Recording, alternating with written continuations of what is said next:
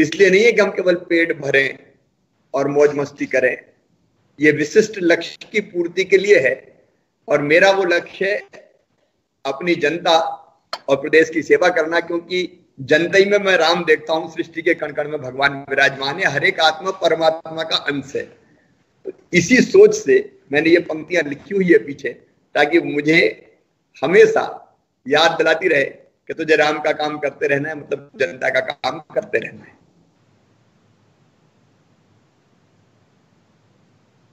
विजय जी, आपकी आवाज नहीं आ रही है। विजय जी की आवाज नहीं पहुंच रही है मुझ तक। विजय सर माइक चालू कर लीजिए अपना। विजय जी माइक चालू की। हाँ, आवाज आ रही है आपको? अब आ रही। हाँ, मुख्यमंत्री जी, आपको आज पूरा 1.5 महीना हो गया है, 23 मार्च से लेकर के आज 6 मई को हम लोग बैठे हुए हैं। 1.5 महीने से पूरा मध्य प्रदेश कोरोना संक्रमण से बड़ी लड़ाई लड़ रहा है। ये जो पूरा 1.5 महीना है, इसमें आपने भी लगातार काफी बैठकें की है, काफी अलग अलग पॉलिसीज पे काम किया है, अलग अलग तरीके से आप संघर्ष कर रहे हैं। आपको क्या लगता है कि बीता 1.5 महीना में प्रदेश ने क्या खोया है, क्या पाया है, प्रदेश की क्या ताकत सामने आई है, और आप कोरोना से कैसे लड़ रहे हैं? एक पहले आपका पूरा वक्तव्य हो जाए, फिर हम लोग इस पर शुरुआत करेंगे आगे। विजय जी, मैं 23 तारीख की रात को 9 बजे मैंने मुख्यमंत्री पद की शपथ ली। जब मैंने शपथ ली तो पूरा मध्य प्रदेश कोरोना के संकट से घिर चुका था। जबलपुर, भोपाल में पॉजिटिव केस आ चुके थे सामने, और इंदौर में जब हमने टेस्ट कराना शुरू किया, क्योंकि टेस्टिंग की व्यवस्था ही नहीं थी, लेकिन जैसे संकेत इंदौर से मिल रहे थे, हमने तेजी से टेस्ट सैंपल लेके टेस्ट करने की व्यवस्था की, तो 24 से भरमार पॉजिटिव पेशेंट्स की निकली। मतलब काफी पहले ही कोरोना फैल गया था, लेकिन तब जो उपाय किए जाने चाहिए थे समय रहते हुए, वो उपाय हुए नहीं, और इसलिए जड़ें कोरोना ने इंदौर में भी जमा ली थी, भोपाल में भी गहरी कर दी थी, प्रदेश के अन्य शहरों में भी फैल गया था। अब मैं मानता हूं कि मेरे मुख्यमंत्रित्व काल की कहिए, या मैं तो कहता हूं मानव सभ्यता के इतिहास की सबसे ऐसी महामारी, सबसे बड़ी और भीषण महामारी जो आदमी से आदमी में फैलती है। बाकी महामारी में आप जाएं, लोगों से मिलें, स्नेह करें, लेकिन ये बीमारी ऐसी थी कि एक व्यक्ति से दूसरे व्यक्ति को लगती थी। तो ये संकट का दौर है, इसमें कोई दो मत नहीं, लेकिन संकट में ही, चुनौतियों में ही काम करने का नया भी मिलता है, और नेतृत्व की पहचान भी होती है। प्रधानमंत्री नरेंद्र मोदी जी के नेतृत्व में आपने देखा देश ने प्रभावी लड़ाई लड़ी, और एक हद तक कोरोना को फैलने से हम कंट्रोल कर पाए, क्योंकि वैक्सीन कोई नहीं है, दवाई कोई नहीं है। संपर्क की चैन तोड़ना ही, कड़ी तोड़ना ही इसका इलाज है। तो जितना प्रभावी लॉकडाउन हुआ, थमा रहा मामला, मध्य प्रदेश में भी दिनों रात जनता के साथ मिलकर हमने न केवल जनता, जनप्रतिनिधि, माननीय सांसदगण, विधायकगण, पत्रकार मित्र, मीडिया के ने भी भरपूर सहयोग किया, पत्रकार का भी खूब सहयोग मिला। समाज के अलग अलग वर्गों के लोगों से बातचीत करके, चर्चा करके, उनसे सुझाव लेके, उनको प्रेरित करके हमने व्यवस्थाएं बनाने की कोशिश की। प्रारंभ जब हमने किया था तो एक टेस्टिंग लैब थी मध्य प्रदेश में कुल, जिसमें सैंपल की जांच होती थी, और क्षमता थी केवल 60। आज हमारे पास 14 लैब है, और लगभग 2700 सैंपल की हम जांच कर सकते हैं मध्य प्रदेश में ही। तो हमारा बैकलॉग खत्म हो गया। नहीं तो मुझे तो दिल्ली, पांडिचेरी, पता नहीं कहां कहां सैंपल टेस्ट करने के लिए भेजने पड़े। यहाँ कोई व्यवस्था ही नहीं थी, व्यवस्थाएं ध्वस्त थी, कोविड डेडिकेटेड अस्पताल नहीं थे, कोई भी व्यवस्था और सिस्टम बना हुआ नहीं था। लेकिन संकट के समय वो सिस्टम बना, जनता को साथ लिया, और आज मैं ये कह सकता हूं कि चुनौती है, इसमें कोई दो मत नहीं, क्योंकि कोरोना के बारे में हम आज नहीं कह सकते कि कल खत्म हो जाएगा, कि 10 दिन बाद खत्म हो जाएगा। अब बाहर से मजदूर हमारे आ रहे हैं, अब उनमें कोई पॉजिटिव आ गया तो पता चला कि हमारा शहडोल पॉजिटिव हो गया, फिर हमारा टीकमगढ़ पॉजिटिव हो गया, फिर हमारा अनूपपुर पॉजिटिव हो गया। लेकिन अब वो भी हमारे भाई बहन है, लाना भी है, उनको सावधानी भी पूरी रखनी है। लेकिन मुझे संतोष है ये कहते हुए कि हम कोरोना को काफी हद तक कंट्रोल कर पाए हैं। अब इंदौर में भी पॉजिटिव जो संख्या आ रही है वो काफी कम हुई है। अब अस्पताल जितने लोग आ रहे हैं उससे ज्यादा अस्पताल से स्वस्थ होकर बाहर निकल रहे हैं। प्रारंभ में जो लापरवाहियां हुई, चाहे वो तबलीग की जमात वाला मामला हो या इंदौर में फैलने का मामला हो, आईफा की तैयारी होती रही लेकिन कोविड से निपटने की तैयारियां नहीं की गई, इस कारण हुई। लेकिन अब हम ये मानते हैं कि सावधानी रखने की जरूरत तो है ही, और पत्रिका के माध्यम से प्रदेशवासियों को मैं फिर निवेदन करना चाहता हूं कि निश्चिंत ना हो जाएं और एकदम जैसा कई जगह हमको लाइनें देखने मिली एकदम निकल पड़े तो उससे खतरा बढ़ेगा। इसको नियंत्रण हमारे देश में ही संख्या 50,000 के पार हो गई पॉजिटिव पेशेंट्स की, तो सावधानी रखनी पड़ेगी। सावधानी में ही सुरक्षा है।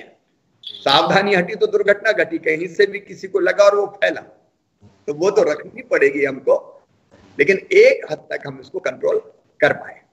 तो मुख्यमंत्री जी, ऐसा आपको लगता है कि जो कमलनाथ सरकार गई और उसके बाद में आपकी सरकार आई, उसके बीच का जो वक्त था, क्या वही संक्रमण काल था जो कोरोना को पूरे प्रदेश में लेकर के आ गया? क्या आपको लगता है कि आपकी सरकार शायद पहले से होती तो मध्य प्रदेश के हालात कुछ जुदा होते, कुछ अलग होते? देखिए, हमको सजग हो जाना चाहिए था जनवरी में ही। जनवरी से देश में पॉजिटिव केस आना शुरू हो गए, वुहान की हालत हमने देखी थी। तब से ही हमको सचेत और सजग होके कार्रवाइयां प्रारंभ करनी थी, सिस्टम बनाना था, व्यवस्थाएं खड़ी करनी थी, लैब बनानी थी, पीपी किट का इंतजाम करना था, लेकिन उस समय और ट्रेनिंग देनी थी। उस समय वो इंतजाम नहीं हुए। कोई भी सरकार जिस दिन तक रहती है उस दिन तक उसको काम करना चाहिए। सरकार ने उस समय काम नहीं किया, इसलिए संकट बढ़ा। लेकिन ये आरोप प्रत्यारोप का समय नहीं है। इस समय तो हमको कोशिश करनी है कि सबके साथ मिलकर हम इस संकट से अपनी जनता को निजात दिलाएं, मुक्ति पाएं। उस दिशा में हम लगातार प्रयास कर रहे हैं और जनता के सहयोग से हम आगे बढ़ रहे हैं। मैं कोरोना योद्धा जो सब कुछ छोड़ के अपनी जान हथेली पे रख के, जान जोखिम में डाल के और लगातार सेवा कर रहे हैं, ऐसे पेशेंट्स की, डॉक्टर्स हो, पैरामेडिकल स्टाफ हो, वार्ड बॉय हो, नर्स हो, पुलिस के साथी हो, बाकी विभागों के भी लगे हुए कर्मचारी हो, उन सबको भी प्रणाम करता हूं जिन्होंने संकट के समय प्रदेश की पूरे समर्पण के साथ सेवा की है। अभी शिवराज जी, आपने जिक्र किया मजदूरों का कि जो बाहर से मजदूर आ रहे हैं, तो अभी पूरा देखने में ऐसा लगता है कि जो मजदूरों की जिंदगी है वो सबसे ज्यादा मझधार में है। सब अपने वतन लौटना चाहते हैं, लौट भी रहे हैं। सरकार भी इसको लेकर के काफी इंतजाम कर रही है, लेकिन फिर भी मजदूरों को भारी परेशानी झेलना पड़ रही है। तो जो मजदूर अपने गाँव पहुंच गए हैं, क्या आपको लगता है कि प्रदेश सरकार उनको रोजगार उपलब्ध करा पाएगी? उनके बच्चों की शिक्षा, उनकी सेहत के बारे में कुछ बड़ी स्कीम्स ला पाएंगे? ऐसा कुछ लगता है आपको? आपके क्या स्टेप्स होंगे? हम एक तो शॉर्ट टर्म प्लानिंग कर रहे हैं और एक हमको लॉन्ग टर्म प्लानिंग करनी पड़ेगी।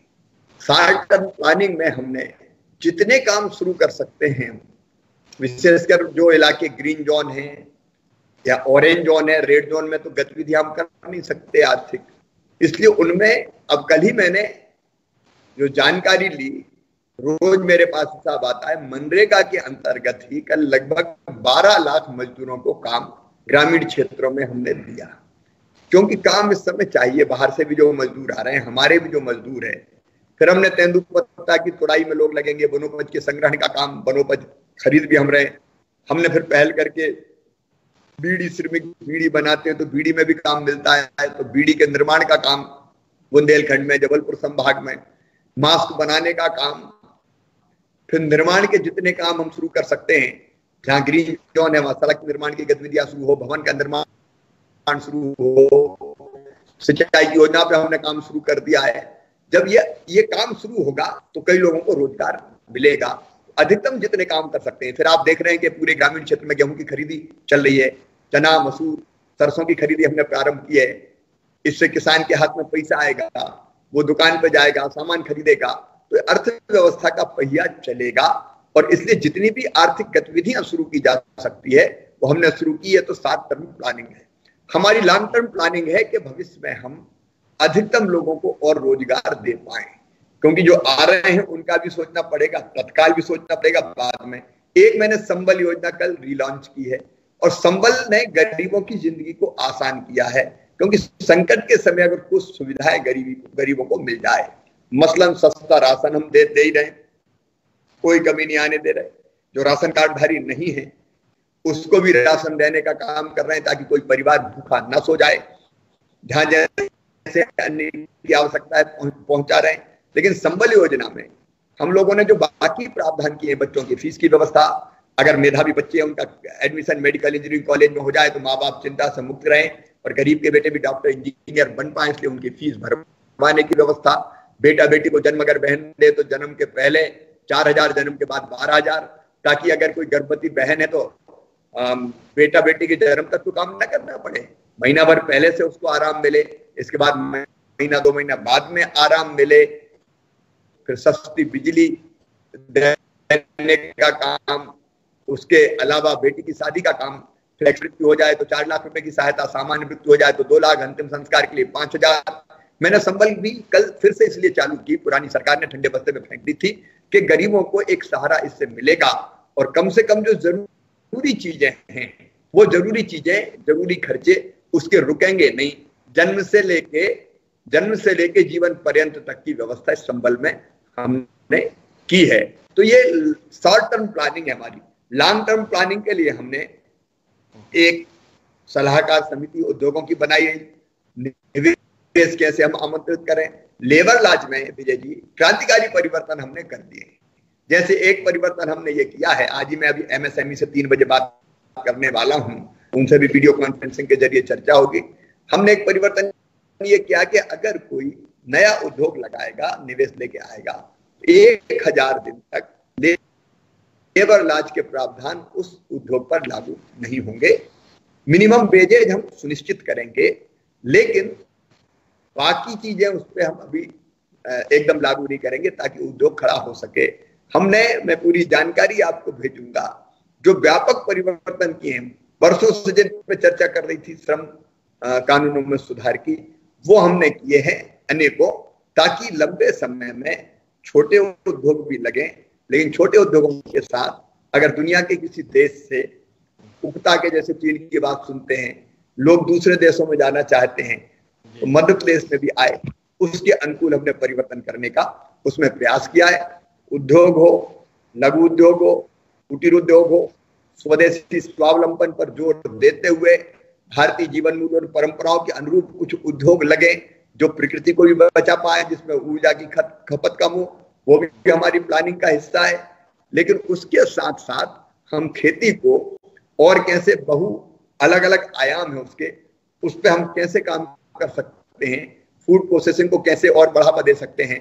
हमारे किसान जिन्होंने अपनी समूह बना रखे अलग अलग, उनको ताकतवर कैसे बना सकते हैं हमने मंडी एक्ट में संशोधन किया और संशोधन करके ये व्यवस्था की कि मंडी तो चालू रहेंगी, जिनको मंडी में बेचना अनाज मंडी में बेचे, लेकिन मंडी में आने की बाध्यता नहीं है। किसान चाहे तो अपने घर, अपना खेत पे या घर अपने अनाज को, फल को, सब्जियों को बेच सकता है और लाइसेंस लेके कोई भी व्यापारी उनके खेत पे जाके खरीद सकता है, उनके घर पे जाके खरीद सकता है। प्राइवेट मंडी स्थापित हो सकती है। हमने ई मार्केटिंग की व्यवस्था भी की कि चेन्नई में अगर भाव ठीक मिले, कोलकाता में ठीक मिले, तो भोपाल के किसान को पता होना चाहिए कि वहां इस भाव चना बिक रहा है, इस भाव मसूर मिल रही है, तो अपने उत्पाद को वहां ऑनलाइन ट्रेडिंग के जरिए, ई ट्रेडिंग के जरिए भी कर सके। मंडी एक्ट में भी हमने क्रांतिकारी प्रावधान किया है। तो एक नहीं, अनेकों उपाय करने पड़ेंगे। लेकिन मैं मानता हूं कि संकट में आपको अवसर भी मिलता है अपने प्रदेश को खड़ा करने का। मैं संकट है ये मानता हूं, लेकिन इस संकट में कैसे प्रदेश को इस चुनौती से उबार के एक नए स्वरूप में हम खड़ा करें, ये अवसर भी हमें मिला है और इस अवसर को मैं छोड़ूंगा नहीं, सरकार छोड़ेगी नहीं। हम प्रयास करेंगे कि नए नए ढंग से हम काम करके अलग अलग दिशाओं में रोजगार के अनेकों अवसर हम खड़े करें। मुख्यमंत्री जी, कल जो आपने संबल योजना चालू करी है वो काफी विवादित, कांग्रेस सरकार ने उसको बताया, उसने कहा कि इसमें कई गड़बड़ियां हुई है। आज आपने इसको पूरी रीलॉन्च किया, तो मतलब वो कह रही है कि इसको रीलॉन्च करना गलत है, आप कह रहे हैं कि इसको बंद करना गलत था। तो ऐसा क्या चीज है इसमें? निगरानी व्यवस्था क्या बढ़ाने जा रहे हैं संबल योजना के अंदर? क्या इसमें ऐसी बात थी जिससे कि कांग्रेस में? देखिए, हमने बहुत इसका रजिस्ट्रेशन बहुत सरल बनाया था। कई बार जटिल प्रक्रिया में गरीब आदमी फंस के रह जाता है। हमने कहा था व्यक्ति खुद प्रमाणित करेगा कि वो पात्र है कि नहीं, और उसका मतलब यह है कि अगर 1 हेक्टेयर से कम जमीन है, अगर वो सरकारी नौकरी में नहीं है, अगर वो इनकम टैक्स नहीं देता, ऐसे मोटे हमने मापदंड तय किए तो वो संबल योजना का हितग्राही होगा। इस तरह के मापदंड हमने बनाए। अब इन सब चीजों को प्रमाणित करने के लिए हम कोई फॉर्म भरवाते तो वो दफ्तरों के चक्कर लगाते ही रह जाता। तो हमने कहा भाई स्वप्रमाणीकरण होगा, और अगर कोई जानकारी गलत देगा तो उसका रजिस्ट्रेशन हम कैंसिल कर देंगे, रद्द कर देंगे, और उसके खिलाफ कार्रवाई भी करेंगे। अब ये स्वप्रमाणन की व्यवस्था है, उसमें लोगों ने अपने रजिस्ट्रेशन करवाया, और उसमें अगर किसी का गलत पाया गया तो उसको निरस्त कर दिया गया। अब नाच ना जाने आंगन टेढ़ा, गरीबों को लाभ देना नहीं है, अब उसमें ये गड़बड़ हो गई, इसमें ये गड़बड़ हो गई। केवल इस तरह की बातें करते रहना, मैं मानता हूं केवल लांछित करना और दोष लगाने के समान है। इतनी बड़ी सामाजिक न्याय की योजना, गरीबों के कल्याण की योजना दुनिया में आज तक नहीं बनी जितनी बड़ी संबल है, और इसलिए गरीबों का संबल है, गरीबों का सहारा है। इसको बंद करना गरीबों के साथ अन्याय था। शिवराज जी, जी एक सवाल फेसबुक के एक दर्शक का एक सवाल है। भोपाल से पीयूष शुक्ला पूछ रहे हैं शिवराज जी कि बिजली के बिलों में कोई राहत देने की सरकार की कोई योजना है क्या? देखिए, हमने तो संबल योजना में मतलब गरीबों के बिजली के बिल ही इतने सस्ते कर दिए हैं कि उसको जमा करने में कोई अड़चन ही नहीं है। अब हर महीने 100 रुपया बिजली का बिल, मैं मानता हूं कि ये बहुत बड़ी राहत है, नहीं तो पता नहीं कितने बड़े बड़े बिल आते थे। तो इसलिए पहले से ही उसको काफी सरलीकरण कर दिया है। सरल बिजली बिल योजना हमने बनाई थी, उसमें कोई दिक्कत नहीं आएगी। अभी कोई हम ऐसा नहीं कर रहे कि आज ही दो, कोई दिक्कत और परेशानी है तो देखेंगे, लेकिन इतना काम कर दिया कि कोई सवाल ही किसी को परेशान होने का नहीं है।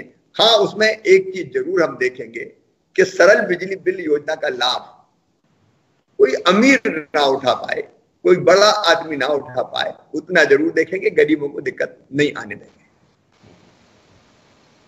एक शिवराज जी, कुछ राज्यों ने पेट्रोल और डीजल पर कुछ वेट बढ़ाया है, शराब पर भी कुछ सेस लगाया है।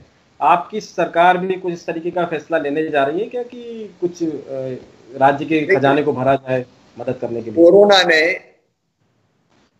आर्थिक रूप से राज्यों की हालत और केंद्र की भी बहुत बुरी कर दी है, बहुत खराब। अर्थव्यवस्था ध्वस्त हो गई है। अब मुझे स्वीकार करने में कोई हिचक नहीं है। इस समय खजाना खाली है क्योंकि टैक्स से ही पैसा आता है। अब सब चीजें बंद थी, पहले से ही हालत खराब थी, तो अब बाकी पैसा आने का कोई सवाल ही नहीं। और इसलिए आर्थिक गतिविधियां जैसे जैसे शुरू होगी, थोड़ा पैसा आना शुरू होगा। इस समय संकट में है, हर एक राज्य संकट में, और इसलिए अतिरिक्त रेवेन्यू जुटाना ये जरूरी है। और इसलिए हम लोग भी गंभीरता से विचार कर रहे हैं कि शराब जैसी चीज ये अत्यावश्यक नहीं है, इस पे कोरोना टैक्स लगाया जाए। इस पे अभी मैंने आज वित्त के साथ विचार विमर्श किया है। पूरी गंभीरता से विचार करके हम इस पर फैसला करेंगे। इस समय अतिरिक्त रेवेन्यू की आवश्यकता इसलिए कि कुछ है ही नहीं, और फिर वेलफेयर के जो काम हैं, मजदूरों के कल्याण के, गरीबों के कल्याण के, किसानों के कल्याण के, ये हमको चलाते रहना पड़ेगा। और इसलिए अतिरिक्त टैक्स जुटाने के लिए कुछ उपाय करना, जो मैंने बताया कि अब शराब जैसी चीजें ऐसी है कि जिन पे टैक्स लगाया जा सकता है, कुछ राज्यों ने शुरुआत की है, हम भी उस पर गंभीरता से सोच रहे हैं। मध्य प्रदेश के जो रेड जोन वाले लगभग 9 जिले हैं, इसमें जो सबसे खास करके इंदौर, भोपाल और उज्जैन, इन जिलों को पे कब तक सुधार की आपको संभावना लग रही है? क्या आपको लगता है कि मई का जो महीना है इसी में हम इनको ग्रीन जोन में देखेंगे या ऑरेंज जोन में देखेंगे? ऐसा कुछ लगता है आपको? विजय जी, इंदौर मैं मानता हूं अब काफी कंट्रोल में है। पॉजिटिव प्रकरण की संख्या, पेशेंट्स की संख्या आना काफी कम हुई है वहां, और व्यापक पैमाने पर सैंपल लेके वहां का असर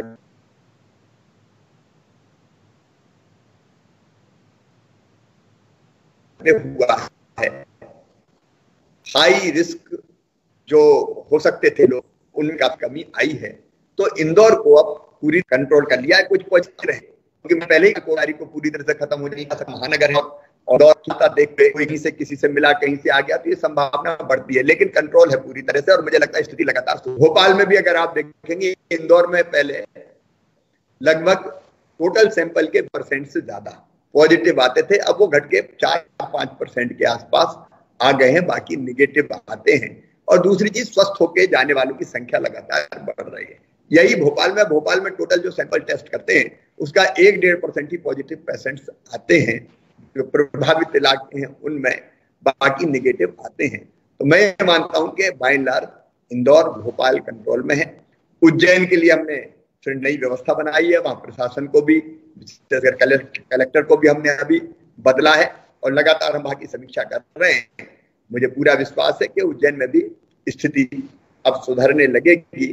बाकी अगर देखें आप पूरे मध्य प्रदेश को, तो कई जिले ऐसे थे जो हमारे रेड या ऑरेंज जोन में थे, उनमें से ग्रीन में भी आ गए, और कुछ ऐसे हैं, अब मैं मानता हूं कि चाहे वो धार हो, खंडवा हो, खरगोन हो, रायसेन हो, मंदसौर हो, रतलाम हो, देवास हो, अब स्थिति यहाँ पे कंट्रोल है। लेकिन एक बात मैं और विजय जी कहना चाहता हूं कि हमको कोरोना के साथ जीने की आदत भी डालनी पड़ेगी, क्योंकि इस वायरस का वैक्सीन नहीं बना और कोई दवा नहीं आई। तो ये वायरस से फैलने वाली बीमारी है, प्रकरण आते रहे, लेकिन हमको अपने लाइफ स्टाइल, जीवन शैली बदलनी पड़ेगी। मसलन ये रुक कैसे सकता है? अगर 2 मुंह पे हम मास्क लगाएं, बार बार हम हाथ धोते रहें, हम थूके ना, इन आदतों पर काबू पाके फिर योग करें, व्यायाम करें, प्राणायाम करें, आयुर्वेदिक काढ़ा या ग्लो जैसी चीजों का सेवन, इम्यूनिटी से और काफी कंट्रोल होगा। और इसलिए हमको जीवन शैली में परिवर्तन करने की भी आदत डालनी पड़ेगी। हमको खुद सोचना पड़ेगा कि एक साथ भीड़ इकट्ठी ना हो। अब शादी विवाह खर्चीली करने की क्या जरूरत है? बारातें जा, लोग आ रहे हैं, भैया 5 इधर के हो जाओ, 5 उधर के हो जाओ, शादी कर लो, खत्म। मृत्यु भोज करने की जरूरत नहीं है। अंतिम संस्कार में भी सीमित लोग जाएं, कहीं भीड़ धार्मिक समारोह अभी आयोजित ना हो।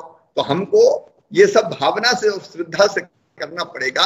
जीवन पद्धति अगर हम बदलेंगे तो कोरोना को काफी कंट्रोल किया जा सकता है। लेकिन सरकार, इसका अर्थ ये नहीं कि मैं सरकार कोई उपाय नहीं करेगी, ये कह रहा हूं सरकार तो अपने हर संभव उपाय करेगी, सरकार और समाज मिलके, क्योंकि भारतीय संस्कृति, जीवन मूल्य और परंपराओं के अनुसार अगर हम जीना शुरू कर दें तो कई समस्याओं का समाधान हो जाएगा। अब हाथ मिलाने की जरूरत नहीं है। नमस्ते, हमारा बहुत पास जारी करने की व्यवस्था आप कुछ बनाने जा रही है, प्रदेश सरकार कुछ करने जा रही है इसके लिए? आज मैंने थोड़ी देर पहले बैठक की है और प्रदेश सरकार ने तय कर लिया है कि अभी हम जाना इसलिए रोक रहे थे रेड जोन से कि संक्रमण को फैलने का खतरा है, लेकिन आखिर कब तक लोग रुके रहे, वो भी बेचैन और परेशान हो रहे हैं। कई जगह बच्चे फंसे हुए हैं, बीमार फंसे हुए हैं, तीर्थयात्री फंसे हुए हैं, किसी कोई जरूरी काम से गए थे वो फंसे हुए हैं। और इसलिए हमने तय किया है कि हम अब ऐसे इलाकों से भी बच्चे हों या बाकी हों, उनको जाने देंगे, पासेस की व्यवस्था करेंगे। अभी तक सोच ये था कि लॉकडाउन खुल जाए उसके बाद जाएं, लेकिन लॉकडाउन 17 मई तक है। 17 मई तक वेट करना संभव नहीं है, इसलिए उनको वो रजिस्ट्रेशन करवा लें अपने अपने जिले में, कलेक्ट्रेट में, और रजिस्ट्रेशन करके उनका चेकअप करके हम धीरे धीरे उनको रवाना करेंगे। एक साथ रवाना करने में थोड़ा खतरा है और इसलिए हम धीरे धीरे रवाना करना कल से ही प्रारंभ कर देंगे। और उनके घर, अगर वो गाड़ी अपने वाहन से जाना चाहते हैं तो वो उससे चले जाएं, अगर माता पिता लेके जाना चाहते हैं, कोई रिश्तेदार, वो लेके चला जाए, उसको भी हम ई पास देंगे। और उनको अब रोकेंगे नहीं, क्योंकि अब मैं मानता हूं कि काफी परेशान हैं लोग, इसलिए रास्ता निकाला है। शिवराज जी, अभी आप जो कोरोना संक्रमण की लड़ाई लड़ रहे हैं, इस लड़ाई के बाद आपकी राजनीतिक लड़ाई भी है, उपचुनाव सामने है, 24 सीटों पर आपको चुनाव लड़ना है और यदि आपको सरकार में बने रहना है तो 24 सीटों पर आपको चुनाव जीतना भी है। कांग्रेस ने कहा है, दावा किया है कि हम 20 से 22 सीटें जीतेंगे। आपकी क्या तैयारी है, आपकी क्या रणनीति है, आप कितने आश्वस्त हैं इस चुनाव को लेकर के? देखिए, जनता फैसला करती है सरकारों के परफॉर्मेंस पर, और कांग्रेस की सरकार भी हमने नहीं गिराई, ये सरकार अपने बोझ से गिरी। आप जानते हैं, मैं हमेशा कहता था, कई बार अगर लोग पूछते थे कि हम सरकार नहीं गिराएंगे, लेकिन सरकार ऐसी भ्रष्ट थी कि चारों तरफ त्राही त्राही मची थी, हाहाकार मचा हुआ था। वल्लभ भवन तो लोग बताते हैं कि दलालों का अड्डा जैसा बन गया था, कई तरह की चीजें थी। और उससे कांग्रेस के लोगों ने, विशेषकर ज्योतिरादित्य सिंधिया जी, उन्होंने कई बार चेताया कि ये वचन पूरा करो, ये दिक्कत हो रही है। तो उनसे ही कहा कि तुम्हें जो बने सो कर लो। अब उसके कारण प्रदेश को बचाने के लिए उनने फैसला किया, उनके साथियों ने फैसला किया, और बड़ी रिस्क लिया। देखिए, कोई व्यक्ति 5 साल के लिए चुना जाता है, उनमें से 6 तो मंत्री थे, कोई मंत्री पद आसानी से छोड़ता है क्या? चुनाव लड़ना पड़ेगा, बाकी कठिनाइयां उठानी पड़ेगी, कोई विधायक पद छोड़ता है क्या साल सवा साल में? मैं ये मानता हूं कि प्रदेश को बचाने के लिए साहसपूर्ण फैसला किया श्री ज्योतिरादित्य सिंधिया जी ने। ये जनता की भलाई में उन्होंने फैसला किया, प्रदेश के भले के लिए फैसला किया। और हमारे जिन साथियों ने 22 ने त्याग पत्र दिए, उनने बड़ा त्याग किया है। सचमुच में कोई ऐसे पद नहीं छोड़ता, मंत्री पद नहीं छोड़ता, प्रदेश को बचाने के लिए छोड़ा है। और मेरा पूरा विश्वास है कि वो सब के सब भारतीय जनता पार्टी की टिकट पर जीत कर आएंगे, और हम फिर ये सारी सीटें जीत के बेहतर ढंग से सरकार चलाएंगे। शिवराज जी, बीते दिनों में आपकी भी दिनचर्या में काफी बदलाव आया होगा। आप कैसे अब काम कर रहे हैं? दर्शक हमारे ये भी जानना चाहते हैं कि आपकी दिनचर्या क्या रहती है इस समय, क्योंकि लगातार बैठ के करना पड़ती है, लगातार नई सूचनाएं आती रहती है, और लोगों से आप डायरेक्ट मिल नहीं सकते। तो वो लोग जानना चाहते हैं कि आप कैसे अपनी दिनचर्या को कर रहे हैं दिन दिनों। पहली चीज तो विजय जी ये बताऊं कि मैं अंदर से इतना तड़पा हूं, क्योंकि मेरी काम करने की जो स्टाइल थी वो जनता के बीच में जाके काम करने की थी। कोई भी संकट आया और मैं दौड़ पड़ता था और जनता के बीच पहुंच जाता था। ये कोरोना आया, मैं भोपाल में घूमना शुरू किया, मैं इंदौर जाना चाहता था, लेकिन गाइडलाइन मर्यादा गाइडलाइन मर्यादा नेतृत्व ने भी ये कहा भाई ये समय नहीं कि घूम के जनता के बीच में घूम के करो, भीड़ इकट्ठी होगी तो तुम लॉकडाउन तोड़ दोगे और गाइडलाइन का पालन नहीं करोगे। और इसलिए कॉशसली ये कहा गया कि कोई घूम के दौरे करके ये काम नहीं करेगा, आधुनिक टेक्नोलॉजी का इस्तेमाल करो, और टेक्नोलॉजी का इस्तेमाल करके वीडियो कॉन्फ्रेंसिंग और बाकी सारे तरीकों का इस्तेमाल करके आप व्यवस्था बनाओ, बैठ के करो। और इसलिए मैं सच बताऊं, इंदौर जाने के लिए तड़प गया मैं। मुझे लगा कि संकट है, मुझे जाना चाहिए। मैं उज्जैन जाना चाहता था, मैं खंडवा खरगोन जाना चाहता था, मैं धार जाना चाहता था, ग्वालियर जाना चाहता था, जबलपुर जाना चाहता था, अलग अलग जगह जहाँ लोग हमारे फंसे हुए हैं। मुझे लगता था कि उनके बीच खड़े रहने चाहिए, लेकिन मर्यादा ने मुझे बांध कर रखा। लेकिन सवेरे 5:30 बजे से मेरी दिनचर्या शुरू होती है, और रिकॉर्ड फोन शायद मैं एक दिन में 700 से लेके 1000 फोन सुनता हूं या करता हूं, क्योंकि लोग परेशान है तो उनके फोन आते हैं। मेरी कोशिश ये रहती है कि मैं अधिकतम अटेंड करने की कोशिश करूं। मैं सबको नहीं कर पा रहा हूं, फिर भी मैं कह रहा हूं, क्योंकि इतनी बड़ी संख्या है कि असंभव है सबसे बात करना। लेकिन सवेरे 6:30 से लेके 8:30-9 बजे तक मेरा फोन का सिलसिला पहले चलता है। मैं स्थिति की जानकारियां प्राप्त करता हूं, डिस्ट्रिक्ट एडमिनिस्ट्रेशन से बात करता हूं, विधायक सांसद गणों से बात करता हूं, जिम्मेदार पदाधिकारी जिम्मेदार लोगों से बात करता हूं, और उस फीडबैक को फिर जो आता है, फिर जहां मुझे पहुंचाना होता है वहां पहुंचाता हूं, वहां निर्देश भी देता हूं।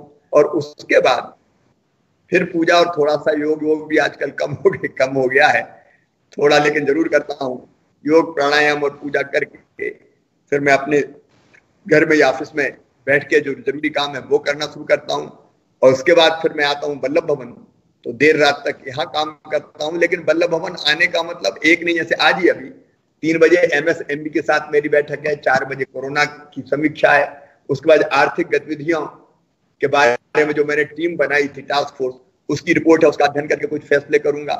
फिर उसके बाद ये कोरोना सेस वगैरह के बारे में उसकी बैठक करूंगा। तो एक के बाद एक देर रात तक फिर ये सिलसिला चलता है, और बीच बीच में फिर जहां जरूरी चर्चाएं करनी होती है वहां जरूरी चर्चाएं करते हैं। जनता को संबोधित भी करते हैं, अलग अलग समाज के सब वर्गों से बात करते हैं। तो कुल मिला के अलग स्टाइल में काम कर रहे हैं, लेकिन मेहनत पहले से ज्यादा हो रही। गले की हालत ही हो जाती है बोलते बोलते, फोन सुनते सुनते और करते करते, कि रात को फिर मुझे इनकी मालिश करनी पड़ती है अपने हाथ से ही।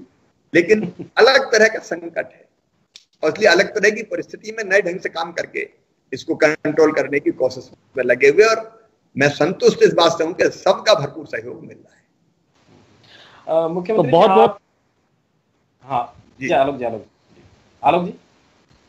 मेरे विचार से मुख्यमंत्री जी के पास समय अब कम है, चूंकि उन्हें एक बैठक में भी जाना है, तो हम अब यहाँ पर इसको समाप्त करते हैं। और बहुत बहुत धन्यवाद मुख्यमंत्री जी आपका, और जिस तरीके से आप लगातार लगे हुए, उम्मीद करते हैं कि ये जो एक मुश्किल वक्त है, जो परिस्थितियां इस समय कोरोना को लेकर जो एक संकट है, इसमें कहीं ना कहीं मध्य प्रदेश और पूरा देश जो है बाहर निकल कर आएगा। बहुत बहुत धन्यवाद पत्रिका जी, आपको भी, पत्रिका समूह को बहुत बहुत धन्यवाद। और एक ही अपील पत्रिका के माध्यम से मीडिया के मित्रों से, मेरी मीडिया समूहों से भी, कि ये बात सच है कि ये खतरा है, लेकिन इससे डरने की नहीं, लड़ने की जरूरत है। और इसलिए कई बार जब आंकड़ा इतने के बाद स्थिति भयावह ऐसी कुछ चीजें आती है, तो जनता का मनोबल भी थोड़ा अलग सा बनता है। और इसलिए हम सबकी ड्यूटी है, मेरे सहित, राजनेताओं सहित, सभी राजनीतिक दल के लोगों सहित, समाज के लोगों सहित, मीडिया की भी, कि हम संकट है,